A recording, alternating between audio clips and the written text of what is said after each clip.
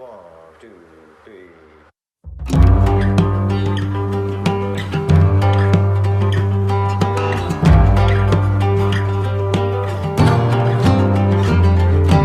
Sonny seeks oblivion out beyond the pill, picking up nickels in a hurricane. Sonny's got a soul for sale, but he learns that tone is heavy. Lies run faster than the truth. Sees 3 thieves on the highway, about to blow the tar right off the roof. Beauty shallow, tell the truth till it bleeds. Black feather shadow, tell me what you see. The murder of crows flies with me.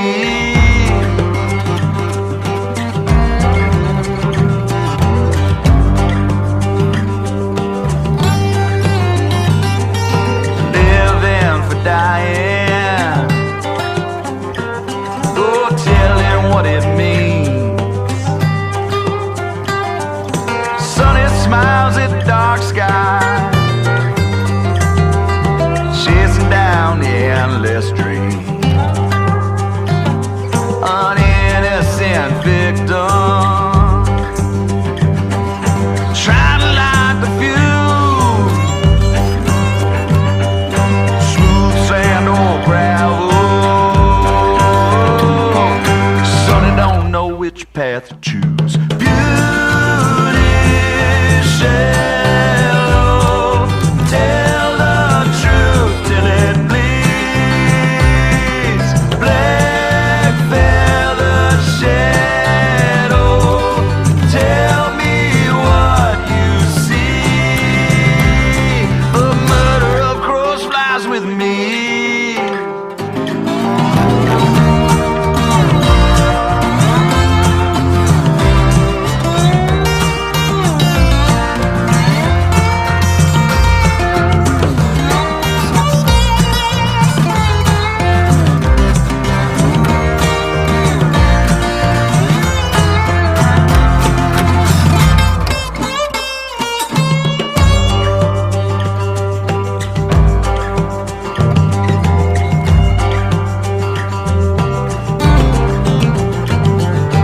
Three thieves on the highway,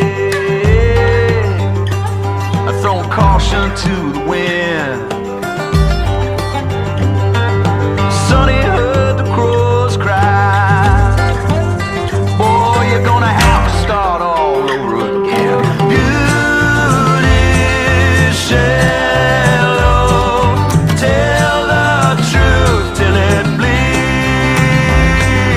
Black feather shadow, tell me what you see. A murder of crows flies with me. A murder of crows flies with me. A murder of crows flies with me.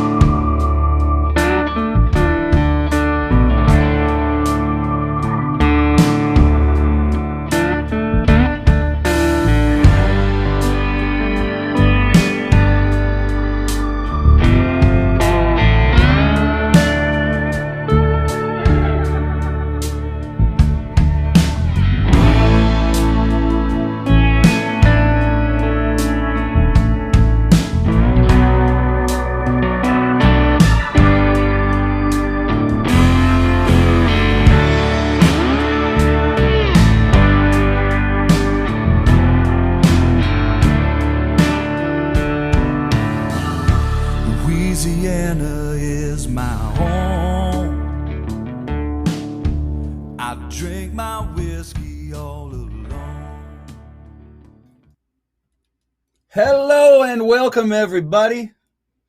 It's me, your old pal, Jeff Plankenhorn. Nice to see you all. For those who didn't already find out, Patrice had to cancel. She is taking care of her family, and she is taking care of her loved ones like you should. And I said, no problem, let's reschedule. Okay? Hi, Jana. So, I'm going to do it just like the old days when I started this. For those of you who don't know, 20 Question Tuesdays started where one day early on in the pandemic, I just flipped on the computer and I started taking questions from people. Questions about all sorts of things. Hello, Christopher Robeson. We'll talk about those lyrics in a bit, Christopher. I think they're happening, but bring back the island moon thing. I liked that. Everybody wants an island moon in their song. Am I right? First piece of advice from somebody who doesn't know what they're talking about. All right, we got some people over there in North Carolina. Good. A lot of our friends in Texas are having an incredibly hard time right now. And so we're not on Austin Music TV right now, but we're on their page. We're on Austin City Jams, of course, hopefully. And of course, we're on all of my socials on Twitch and Twitter and Facebook and YouTube. And sorry for the false starts. Just trying to do this solo like the old days. Let me have some questions. When we started this is all it was. It was just me and a guitar.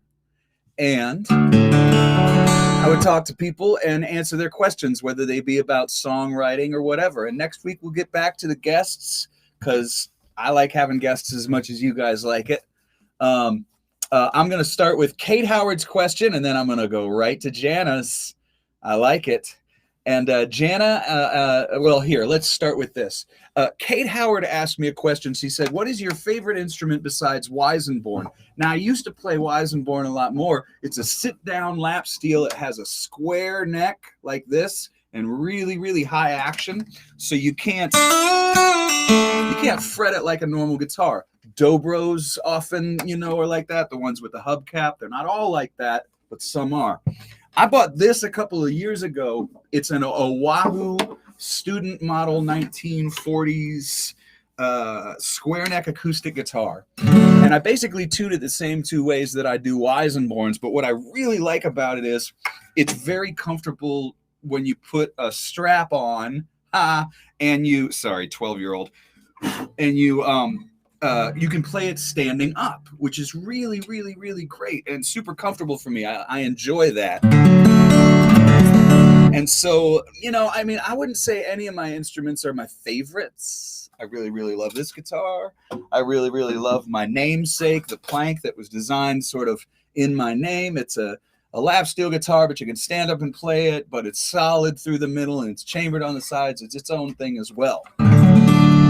But Kate, I would say besides Stay Warm, I would also say maybe my Oahu is a really favorite instrument of mine. It's when I'm playing something like the song we were listening to in the beginning, it's really great for like open D tuning and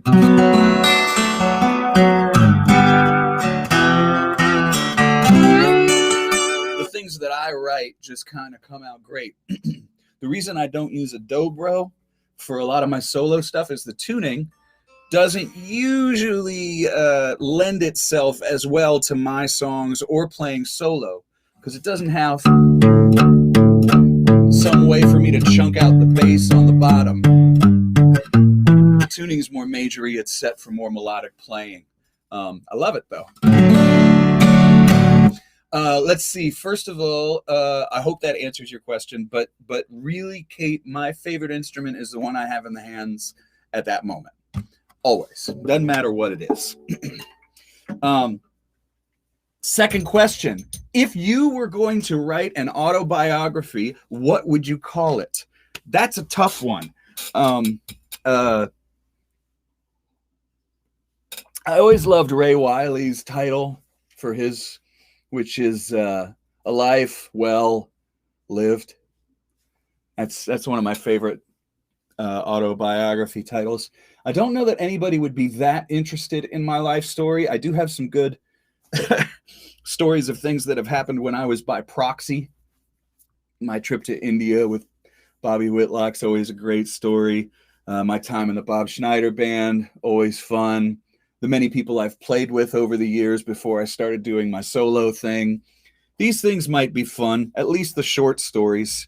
I've got some great stories, you know. But maybe I would call it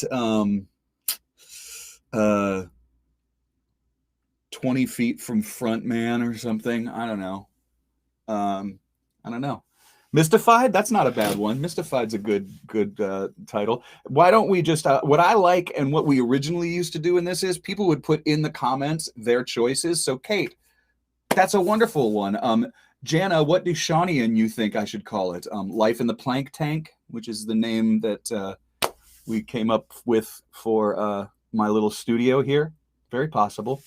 Terry, while we're talking about that and getting more questions from people, walking the plank. Christopher, I'm sorry.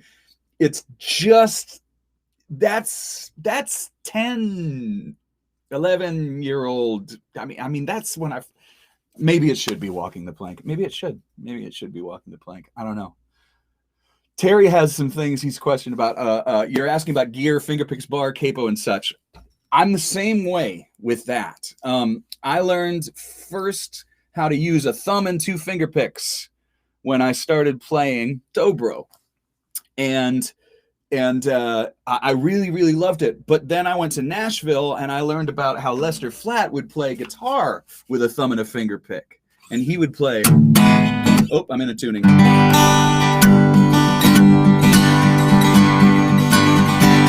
And it made it really, really easy to strum bluegrass quickly and not have to like work too hard. So I was like, wow, this is really amazing. Then I moved to Texas and I heard cats like Lucinda Williams and Townes Van Zandt and Willis Allen Ramsey, especially using a thumb and 2 finger picks for acoustic guitar. And I was blown away because it was like,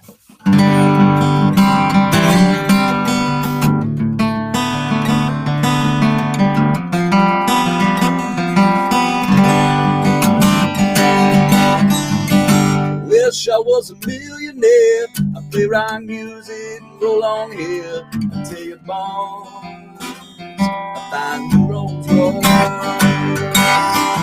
The pretty women are calling me. I give them all a third degree. But that whole thing about being able to pick and strum at the same time, my mind just went. And I had already spent a little bit of time working on this. And Willis wanted me to learn how to play pedal steel. He just stuck a pedal steel in front of me and said, play. And I was like, oh, I don't do that. And he's like, just do it for me. And he sent me home with his 1973 show bud. And I started working on this for my own songs, you know? And so even a song like Home Again, people don't necessarily know that, you know, that's actually in a different tuning. But anyway, a thumb and 2 finger picks for guitar I really love. But there's just certain things that just sound better with your fingers, Terry. Why would I not play some stuff with my fingers, some stuff with finger picks, some stuff with a regular pick, a flat pick? When I just recently bought this guitar so that I would have something up here in Canada, and I'm filling up the guitar arsenal nice, as you can see, bit by bit, buying some like nice, simple, not too fancy guitars, just so I can get my work done up here until I get back to Texas and all my guitars. But you play something like, I had this new song, and it's only out on my Patreon page. Here, I'll use this as an opportunity to do that, because I should. So there's this song. I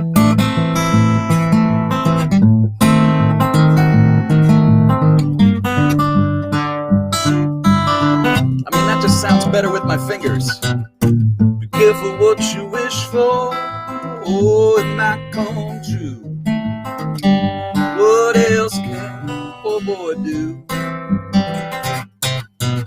I'm all 6s and 7s. You know what that means. Demons crept into my dreams. Oh my, help me find my way. Leave behind, oh yesterday. Smoke clouds on the horizon, feeling I'm undone. Something wicked this way comes. And then something, you know, like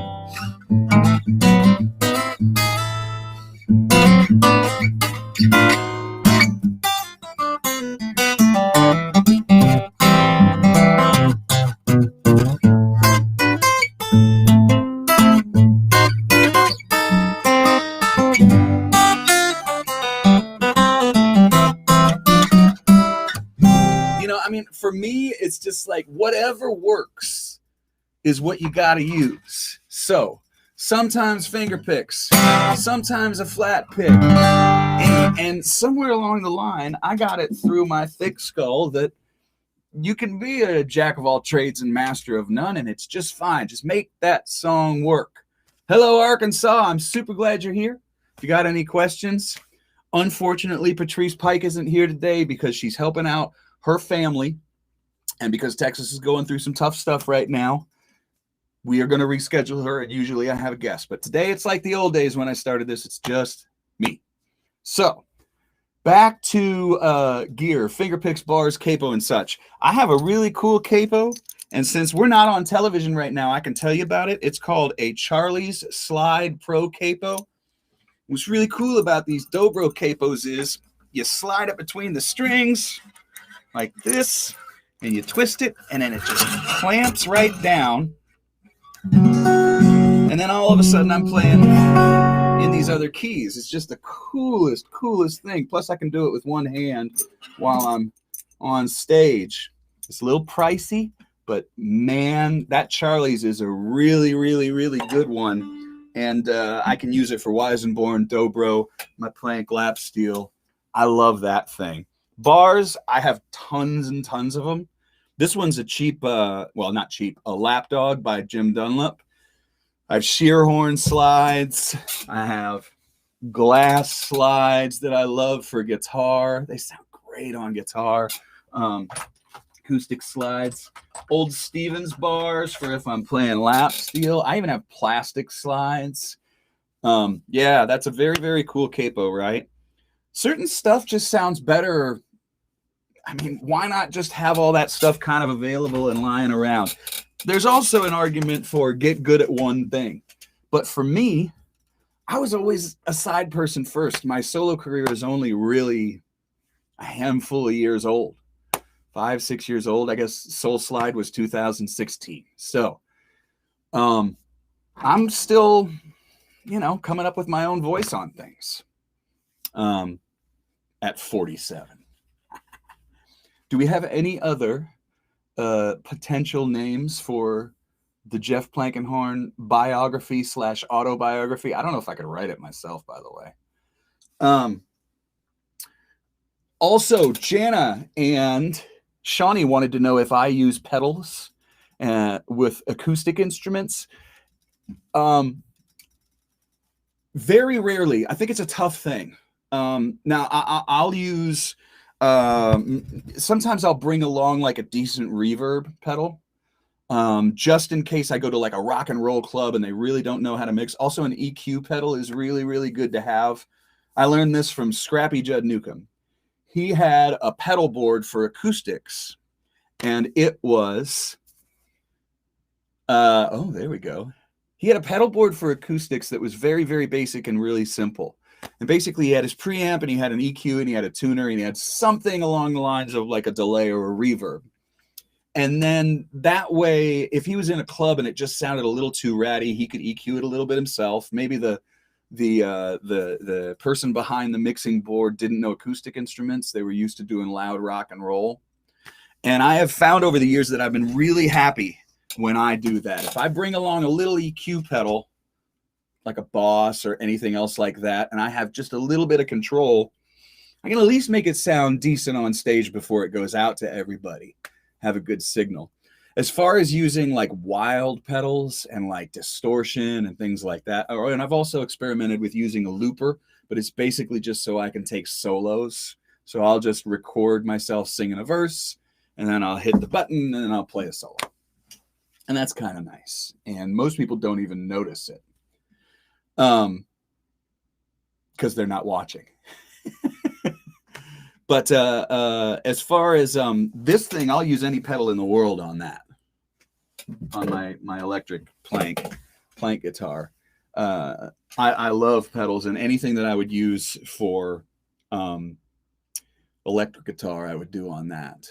But on the acoustics, man, it is very rare that I like it enough to like bring an extra pedal out with me. Like a distortion pedal on an acoustic can sound really cool, but oh, it's such a pain in the butt. It's literally a pain, you know? It's just one more thing that could go wrong at your show. If you get to a point where somebody is doing sound for you and setting your stuff up on stage, sure, I'd bring lots of fun little things, you know? Okay, let sleeping dogs lie, maybe.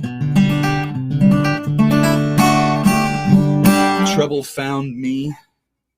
No, that's too on the nose too. Well, let's keep going on these for sure, though. Let's keep going on those. What other questions do we have? One string at a time. That's not bad. That's not bad. I need questions regarding. Excellent points. Gracias. I don't have an EQ yet. I highly recommend getting an EQ pedal for acoustic people. You'll go to certain places, like you'll go to the Cactus Cafe. They know exactly when you plug in what to do. You go to other places, you're going to be really, really happy that those rock and roll monitors in front of you, you can just notch out the one thing that's feeding back, and you don't even have to say anything to the sound person. You know, make their job easier. They got your well-being is in their hands. Where's everybody tuning in from? And are you warm is what I really want to know. I hope you guys are staying warm, and I hope you're looking out for your friends. What was I going to do? More on the use whatever. I unfortunately do really, really like alternate tunings. And that also is a problem for your shows. You know? Terry, did you have any other questions about gear? I'm a big fan for acoustic instruments of the Red Eye preamps. A lot of people like the Venue and the Aura and all these things. For years, I would try different combinations of pickups and things like that. I really, really like the Red Eye preamps. Oh, I got too much guitar in here. I'm probably blasting you guys out. How many instruments do you travel to on a road gig? On a road gig, it's tough for me. I have to bring, if I'm solo, these guys. I'll bring an acoustic guitar, and I'll bring some sort of a square neck slide guitar. I'll do the first part of the set in maybe D tuning, the middle of the set on guitar, and then the last part of the set in G tuning. Or I'll flip it around because I'm bored with doing that.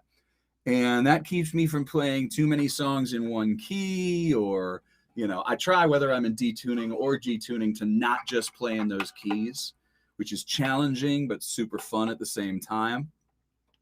And then, I don't know, after this whole year of pandemic, I have done so much piano stuff that I might start having to bring out like a little Nord or something. I'm trying to figure out what's going to be my Rode keyboard, because I have a lot of songs now that I have written and that I perform on piano when I'm doing these, and I'm horrible at it. So really want to keep practicing on that. But I'll also sometimes bring out my melodica, of course. Other than that, that's it. That's it for now.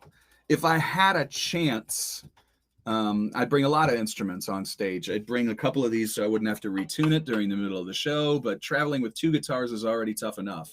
One of them's got to go in the overhead and the other one's got to go beneath the plane, and that stinks. It's not fun to travel that way with guitars.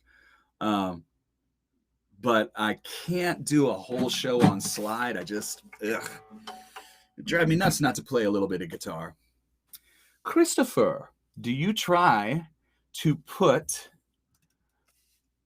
a maximum limitation on the number of tracks you use when recording? Absolutely not. I don't really run into a lot of, first of all, I am not a great engineer. I am passable at best. I'm good at, tracking. Like yesterday, Lincoln Durham wanted me to put something on a track. And I listened to the first track and I was like, please don't change this. And it's not like I don't, need a little extra bread. He's, of course, going to pay me to play on his record. But I was like, this is way too good. Do not change it. Either touch it up a little bit if you're not crazy about it, but please don't. And I had to be 100% honest with him and say no. But then he said, well, what about this tune? And I said, I could put a mandolin on that tune and I think it'd be really nice.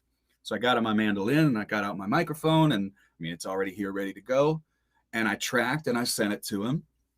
And now he's going to send it to his engineer, and he loved it. And I sent him like 3 passes so he could make sure he got what he needed. And it took me no time, and it was a blast. And I fell in love with the song. Everything felt right about it. I can do that.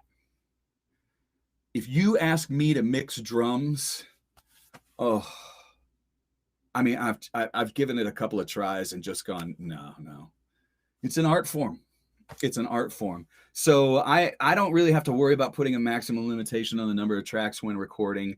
I learned a really, really cool thing from the late Chet Hines. We just lost him just a few months back. And he told me that, with the advent of Pro Tools and all of the digital audio workstations, he said when they first came out, they had a lot of people that he was recording, the Christopher Crosses, the Eric Johnsons, the people like that he worked with, the bigs. And they were trying to decide if tape was better, and having all of this editing, was it making the music, worse, or was it what was happening with it? And he said what he found was people who used tape and people who loved live performance wanted to make the digital stuff sound like tape anyway. And so the people would hear the digital stuff that he mixed and they would go, man, I like that. And he was able to, so I think that if you go into the studio with the mindset of, am I creating OK Computer here, which is cool? Or am I creating Sgt. Pepper's here, which is cool? Or whatever, but you have to have that mindset. Now, if I'm going in and I'm recording Covered Uncovered Volume 2, and it's all supposed to be jug band stuff with percussion and no drums, there's a good chance I'm not going to have 64 tracks on a song, because it's just supposed to be the sound of people playing music together, So I don't really worry about that. I don't have that. I don't have that worry that I'm filling this up with way too many tracks. And also, I usually have good people around me that I trust, whether it's a co-producer or it's an engineer like Pat Mansky, who's a producer in and of himself. They're very quick and they know that I can take it. I've got pretty thick skin. They will say, are you sure you need Balzuki on that tune? And I'll go, yeah, you're probably right. Or harmonium. Did you really need? Sometimes the harmonium is needed. You need to grab that thing and go. Other times, you're just trying to get another cut for your union scale. I hope that answers your question. Terry, you also love you have a matched set that you call the twins. Terry, if you don't mind, please send me a picture of your 2 Oahu square necks. I love the ones that have the really small body, but I can't play those standing up. This one's really great. It's a specific gear where it's kind of like the same style as an OM body. And so this works just as good as this. You only find these things out through trial and error. And unfortunately, that can be costly. It's if you go into a music store, once all this stuff is over, never feel bad about playing guitars. They make most of their money online anyway these days. Questions?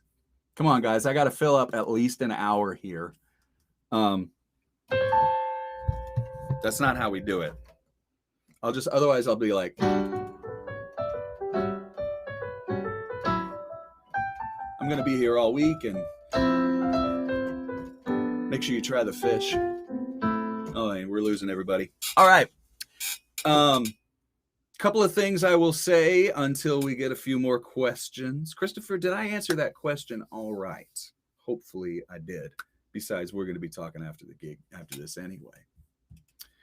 To let you know who is going to be here next week while we try to figure out who is, how are we going to get back in? Oh, there we go. The lineup. Oh, man, we got a lot of great people. Okay, so Patrice was supposed to be today. We're going to reschedule her. Next week, we have Americana star Dalton Domino. On the 2nd of March, we have Tony Camel from Wood and Wire. On the 9th of March, we have Henry Invisible. I don't know if you guys have ever seen him. Aaron Ivey on the 16th, who has an incredible new album out. David Hamburger, who helped me a ton. And then Carolyn Phillips, of course, from Hard and Tempered. And way up in in May, I know we're going to have Kate Howard. Do you have a favorite comedy movie? Possibly Dr. Strangelove or How I Learned to Love the Bomb. That's a really, really good one. What's interesting is as far as movies are concerned, I've been reading a lot more than watching movies during the pandemic. I just finished the most incredible book about the bandit queen of India. Not kidding. Phulon Devi. Highly recommend it. It's one of the craziest stories of real life that I've ever read in my entire life.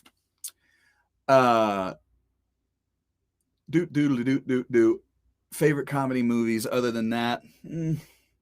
I was a big fan of Ferris Bueller when I was a kid. That was my sick day. Fletch, too. Sick Day was either Fletch or Ferris Bueller, and I knew every word. So that's probably favorite comedy movies from my youth. Sort of the answer to the question.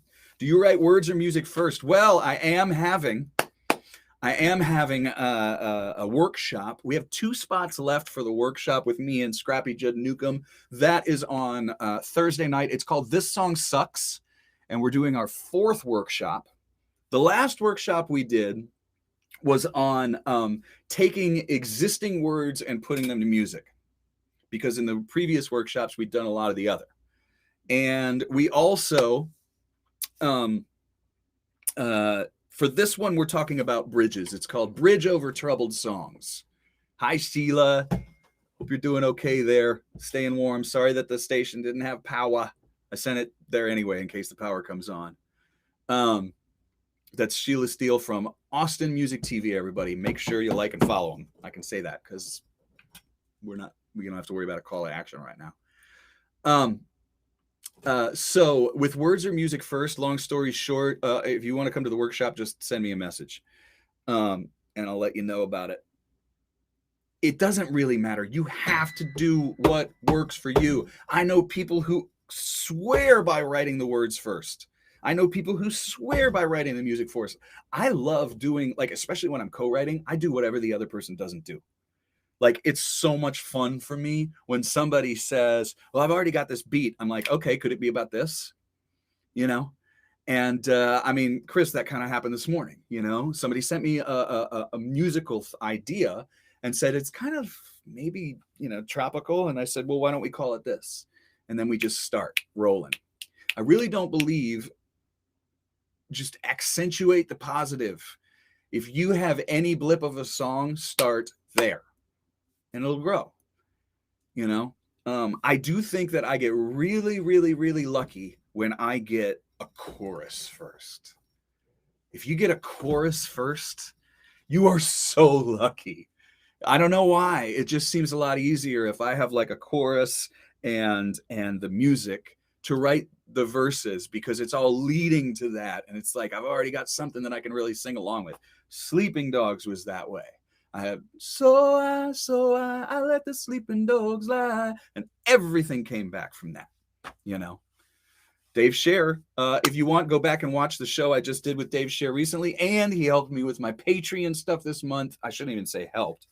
He co-wrote and did all the good stuff, drums, bass. We switched off on guitars a little bit, but he did all of the stuff that sounded great.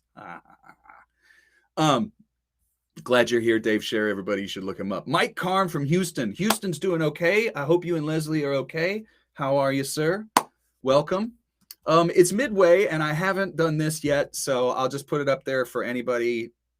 Thanks, $5, whatever. Keeps us going.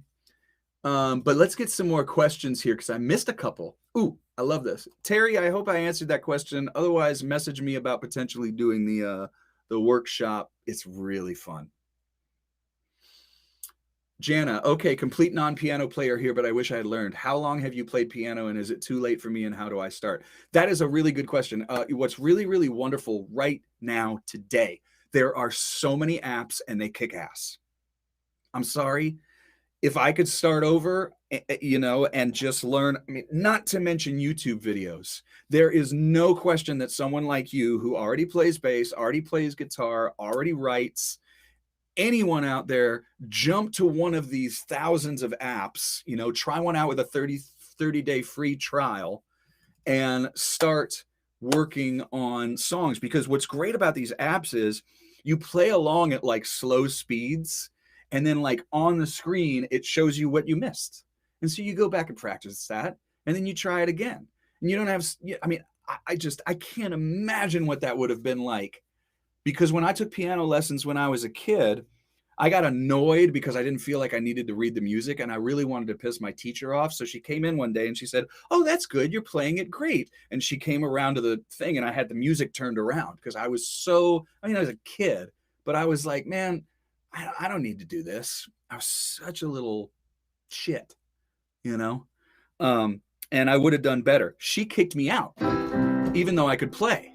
And because, I mean, I wasn't going to learn from her, and I was being a jerk about reading music. I figured I could just do everything by ear. I think that if you get an app, it will blow your mind, Jana. If you have any keyboard, I don't care if it's like this big, get an app, start learning a few songs, start learning a couple little things. You'll nail it. Definitely not too late. It's like anything else. You have to spend a ton of time on it. And anyone who's seen me play piano during one of my shows knows this is not a mastery thing. I am a functional self-accompanist at best. But I love writing on piano. I love it.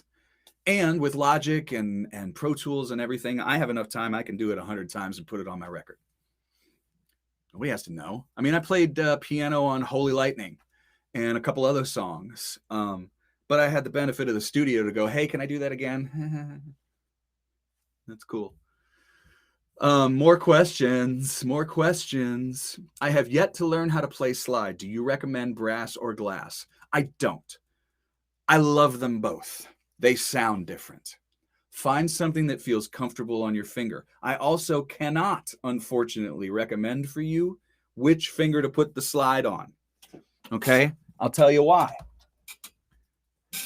Bonnie Raitt on the politically incorrect finger, learned from Lowell George, one of the best slide players ever. Maybe Dwayne Allman? I think he was a third finger guy. Good because you could fret behind. Sonny Landreth, Ariel Posen. So many great players. Doesn't matter what finger you put it on. Doesn't matter what you use. Unfortunately, it's more about just finding something that fits on your hand and going to it, because you're going to go through 10 or 12 slides before you find the one you like anyway, you know? I like having a bunch of different ones around because they all sound different. Brass or slide. I will say that with brass, it's heavy. Glass is lighter. And so that may be a thing that helps you learn a little bit easier with glass first. I don't know. Maybe. But again, I will change fingers with what I'm doing because of, and I don't play a ton of slide that way. I play most of it on lap. Great story, in my opinion. Gurf Morlix, fantastic slide player, refuses to play with a slide. He only plays with a beer bottle, and he only plays over the neck. And so he'll play.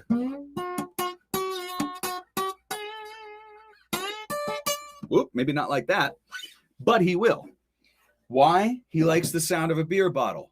What else? Because he learned how to play steel guitar first before he started playing slide guitar. So it seemed more natural for him to go like this. He picked up a beer bottle. It became a shtick. It's really, really great. Again, that being the case, why not? You can use whatever you want. Mance Lipscomb used a knife. There are cats who use butter knives, anything that makes a sound is probably worth messing around with. More questions. I love it. Keep them coming. Thank you, everybody, for being here. Did you see Carrie Hudson's Saxon show? I did not. As a musician, do you actually take time to watch others? Yes and no.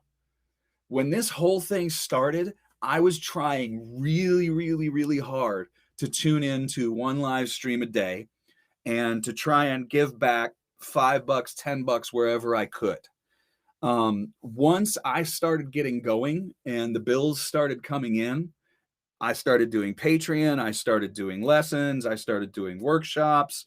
I was already doing Patreon. I started making playlists and curating to try and get people's music out there. All of those things started really, really, really taking up my time. Some of my favorite people who do them, if you like crazy funky stuff, I love Henry Invisible. He just basically gets on and funk jams for like an hour straight, and it's insane. I'm going to have him on next month. I love Matt the Electrician's live streams. They're insanely great. He's just one of my favorite writers. I also really, really love the Madame Radar from the Radar Room. That's because they live together, it's safe for them to do band stuff. So it's really, really wonderful.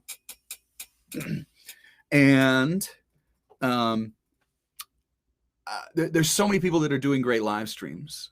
I've had to, on this show and my Tuesday night and all of the other things that I'm doing to try to, just to try to keep surviving, basically.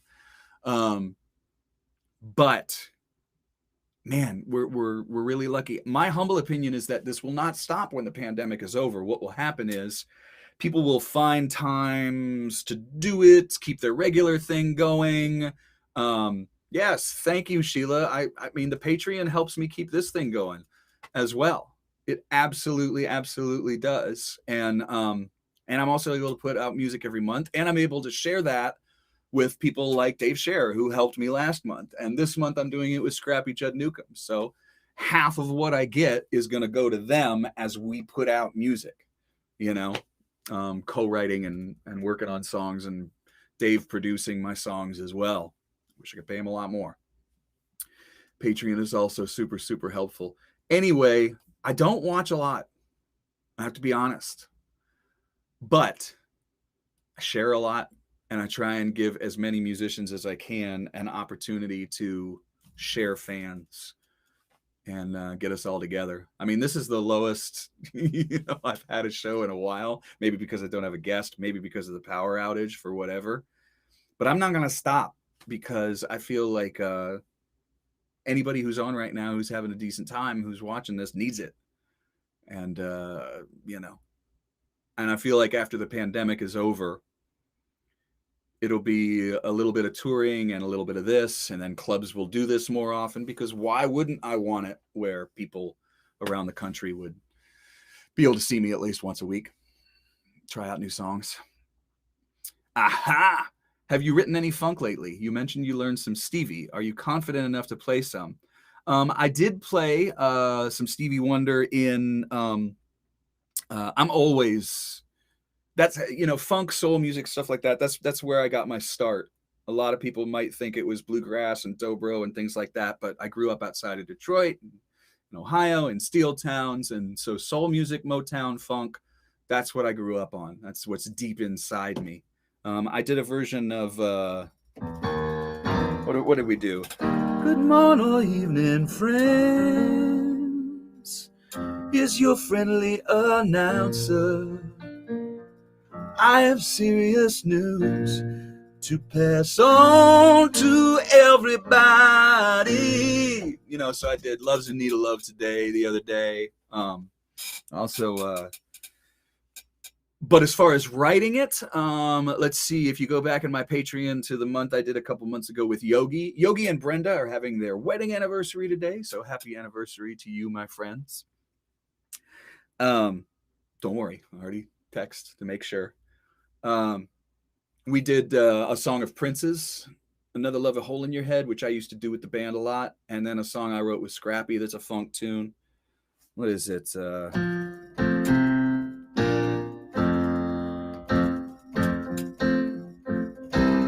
It's a song called Stride. So yes, lots and lots of funk and always around to play some. That's not a hard thing. If you tune in tonight, I'll be happy to play either one of those songs at my From Here to There, which will be at 6 p.m. on the West Coast and 8 p.m. Central. Dave, what's the most non-musical spark of inspiration you've had that led to writing a song? Man, I try to get a lot of that, honestly. And thank you, Terry, for sending a pic of the twins. I will check out those guitars as soon as we're all done. I love guitar. Some people like food porn. I love guitar porn. I love looking at cool guitars. It's the best. I dream of playing them and getting sounds out of them. Non-musical spark of inspiration you've had that led to writing a song. I think maybe The Bird, for The Bird Out on 9th. I mean, it's technically musical because the bird was whistling. That's the first one that I thought of, because the bird was going. And I walked inside and I went, man, that just sounds like a song. And my wife thought I was nuts. And I went,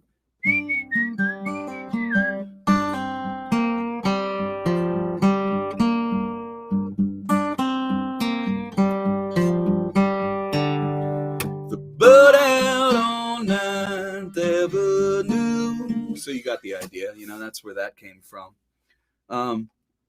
Also, non-musical spark of inspiration that led to writing a song, listening to Noam Chomsky talk about what's called externalities. This is going to get a little technical, Dave, but you might be interested. An externality means this: if you're in business or you go to business school, you learn about externalities. If it affects someone negatively, but it also affects like a human being, if it affects them negatively, or a thing that is going to mess with your bottom line, that's called an externality, and you're taught to ignore it. So in business school in the United States and around the world, we are taught to ignore human beings if we affect them negatively, because it's more important to watch your bottom line and tough cookies for them. I found when Noam Chomsky was talking about that in one of his lectures that was disgusting. And I hate that. And I also can't blame the, CEOs who are high up, because they'll lose their job if they don't ignore externalities. Someone will just take their job that does, right? And so the song The Bottom Line came from that. And I wrote that with Jana Pokop and Scrappy Judd Newcomb, because I wanted like an elder statesman older than me and someone a bit younger than me. And I wanted all of our perspectives to kind of go into, and I wonder when you were a baby, did Mother Earth make you part of her design? Was it circumstance or luck that kept you down and brought you up? But isn't it all the same, sunshine? that shows you where to draw the bottom line. So that song came from something that was completely non-musical. It was a Noam Chomsky lecture. I'm weird. I listen to people like Noam Chomsky and Yuval Noah Harari, and I think they're the greater minds of our time that actually give a crap about people. I give a crap about people. I'm a bleeding heart. Danielle, everybody, I want you all, Danielle, please tell me you're warm right now. I sure hope that you are either warmed up. I know you've been out without power for a while. That's Lady D, everybody. Give her some love and the emojis if you don't mind, wherever you are on whatever platform you're on right now. Everybody loves Lady D. We're awesome and we miss you. I don't know if I'm still missing questions. Got a few more. Let's see. I want to see that. I'm more fluent in harmony and melody than I am with English and grammar. That's fair. So there it is. Dave, when we play on our strengths, Minnie's a burrito dog. Should put a picture of Minnie in the comments. Everybody would love to see. Minnie is pretty dang adorable. Sweet little pup. Dave, I was talking earlier to someone, on here about playing to your strengths. And if your strengths is melody and harmony, hang out with somebody who's great with words. It's as simple as that, man. Like, I hang out with what I want to get better at. I was working on a song like 2 weeks ago with Guy Forsyth, and I couldn't believe the free write that he brought to the song he wanted to start with me. My mouth flew open with some of the lines that came into the song that were just in something that he free wrote before we even got started. He said it was a song called Meet Me in the Middle. And he said, justice for the least of us, bridling the beast in us. And I was like, oh, what an incredible line. I was like, I don't care if we write the whole song around that. It's so inspiring. So I search out people who are better at words than I am and help them with their ideas and help them finish. And if they're like, man, I remember one time Adam Carroll had an incredible song. It's a grand little wedding with lots of champagne. After the first dance, you and I slipped away. And then it's like, it goes through these verses, and it's like, until you have spoken, somebody that's spoken, you were already spoken for. It's just this Motown-y, beautiful Adam Carroll's wedding song. And I said, your song's already done. You don't need any help from me. Because he sent it to me and said, what do you think this needs? And I said, the only thing it needs is a bridge. And it should just be instrumental. And he said, what do you mean? And I played into a phone.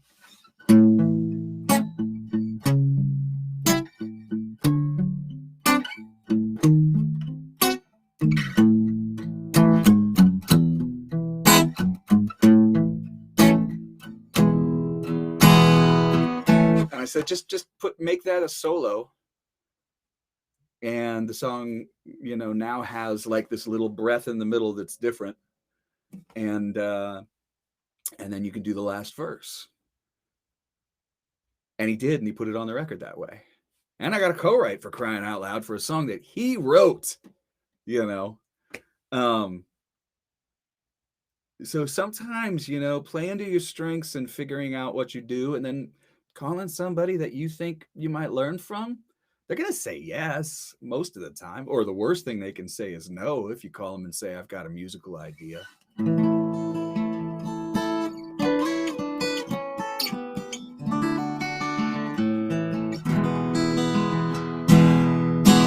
Also, Dan, I know you follow on Patreon. Of course, the new songs, I wouldn't say they're funk, the ones that Dave and I did this month. But now the ones I'm doing this month with Scrappy are going to be a total flip again. Scrappy did a song with the late Ian McLagan that turned out to be just piano and guitar. And so one of the songs that Scrappy and I are doing, I'll give you a little preview. It's like la, da, da, da, da, da, da, da, da, da, da, da.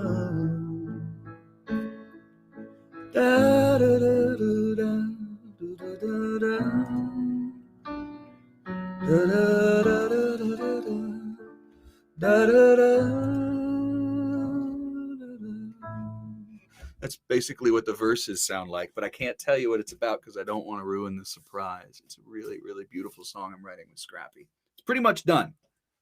Maybe a little nip and a little tuck here and there. Really pretty song, but I think that song's just going to be piano and maybe he's going to play slide guitar. Again, that's part of the fun of Patreon.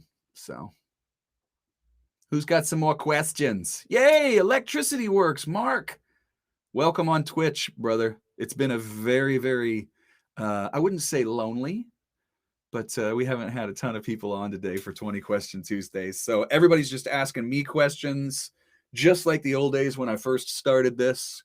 We'll be back with guests next week. We will absolutely be rescheduling Patrice Pike. I'm very excited to talk to her. 30 hours without power. Ugh. I don't know what to say about that. Once again, for those of you, I do this every week, usually with a guest, and we take questions from the audience. That's what's so fun about it for me. It's not my questions, it's a question to the audience. Sometimes I talk a little too much, but I'm getting it out of my system this week. So if you have any more questions, we can do that. Or I would like everybody to know, a couple of playlists are kind of kicking butt right now for me on Spotify.